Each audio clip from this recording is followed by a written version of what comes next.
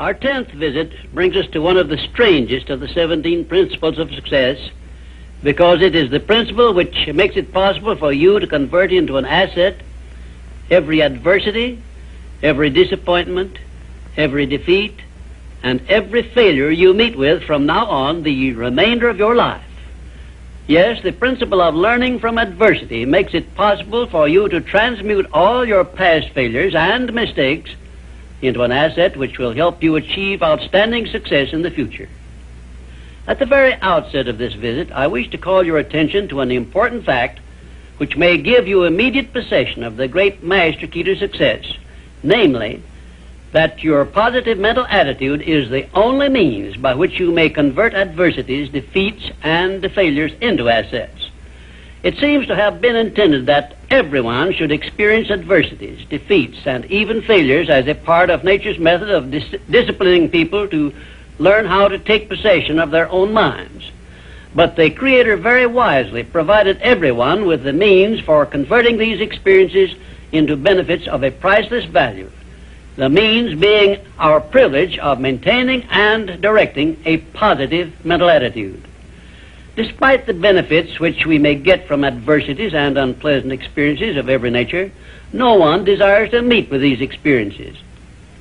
Once you learn that adversities can be made to pay dividends, you will acquire the habit of looking for that seed of an equivalent benefit in each such experience with which you meet. My first illustration concerns a man of whom you may have heard, and I have no doubt you have eaten some of the food which he produced and marketed throughout the nation as a result of an adversity which would have stopped most men cold. The man was Milo C. Jones, who owned a small farm near Fort Atkinson, Wisconsin, on which he made only a fair living until he was stricken down with double paralysis, which deprived him of every portion of his body except his brain. In this hour of his greatest adversity, Milo C. Jones used his mind, took possession of it for the first time in his life, perhaps, and out of that mind came the idea of raising hogs and converting them into little pig sausage. And on that same farm where previous to that adversity he made only a mere living, he found the seed of an equivalent benefit that compensated him for the loss of the use of his body and lived to see little pig sausage yield him a huge fortune. Isn't it strange that so often people have to be cut down by failure and defeat before they learn that they have minds capable of mastering all of their problems? My next illustration is based on an adversity of a man whom we all know because he was President of the United States, and his name was Franklin D. Roosevelt, who was stricken in the prime of his life with polio, which destroyed the use of his legs. Instead of sitting on a street corner with a tin cup and some lead pencils, as many another might have done under similar circumstances, Franklin D. Roosevelt transmuted his affliction into a buildup of his self-reliance and lifted himself to the highest position available to mankind anywhere on this earth, got that position and held it until he passed on, held it longer than had any previous president.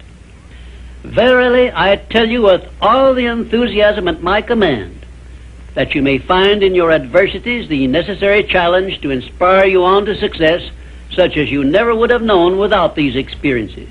Right here, may I remind you of the great importance of following the principle of a positive mental attitude, because this is the principle you will need most in converting unpleasant experiences into assets. My next illustration involves a very intimate personal experience of my own, which began when my mother passed on. I was 8 years of age. I know that the loss of one's mother at any age usually is regarded as an irreparable loss which offers no possible benefits. But even in the loss of loved ones, we may find that there is a seed of an equivalent benefit. I found that seed in one of the most wonderful persons I have ever known when my father brought home my new mother. It was she who inspired me to prepare myself for the opportunity I was to receive later in life when I met Andrew Carnegie and received from him the commission to organize the world's first practical philosophy of personal success. Had it not been for the loss of my mother, I would not now be having this visit with you, and my books would not now be serving to help millions of people throughout the world to find their places in life. Nothing is ever so bad or so unpleasant that it may not yield some benefit if we keep a positive mental attitude toward the experience and make it a habit to look for that seed of an equivalent benefit. This, of course, involves the application of that important success principle, personal initiative. Now I come to an illustration which involves our great American way of life and all the personal freedom and opportunities we enjoy under our way of life. And it begins with our defeat of the British in 1778. Probably every Britisher believed that the loss of the American colonies was an irreparable loss which offered no possible benefits. Yet you and I know that if we had not defeated the British and made ourselves rich and powerful, the British Empire probably would have been wiped out in World Wars I or II.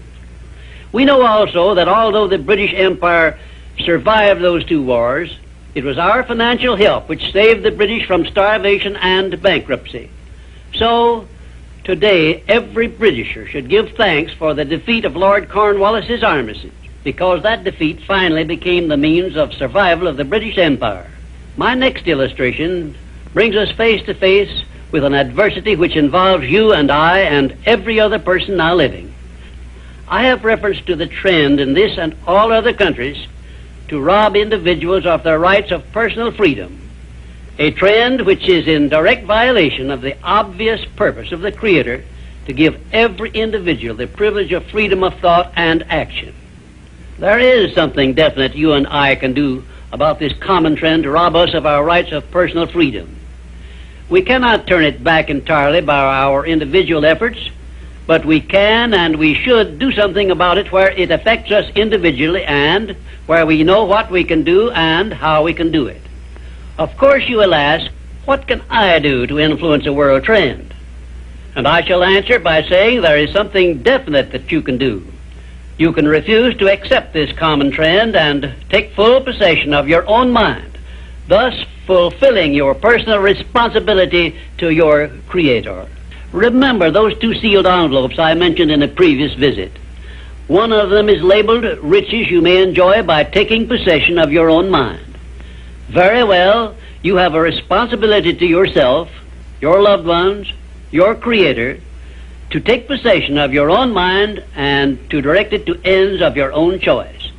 This responsibility is yours and no one else can rob you of it or fulfill it for you. You also have a responsibility to your country, which has given you our great American way of life. Our great system of free enterprise, which is so designed as to provide one with every possible motive for taking possession of his own mind and writing his own ticket in life. It is definitely a part of the overall plan of the universe to give man the benefit only of those blessings he recognizes, embraces, and uses constructively. Tie your arm to your side and take it out of use, and nature rebels immediately by causing the arm to atrophy, wither, and become useless. Neglect to keep in contact with your friends and cultivate them, and you lose them. Show indifference to the patrons from whom you earn your living, or the employer who pays your wages, and very soon you find yourself without a market for your services. It is an inevitable law of nature that you lose that which you do not use. And of course this applies to the use of your own mind, the same as to everything else. And we who so often boast that we are citizens of the richest, the greatest, and the most powerful nation civilization has yet produced, will do well to remember this law, through which we lose that which we do not properly use. In this visit, I have brought you what may be a surprise, or even a shock, by introducing this great principle of profiting by adversity.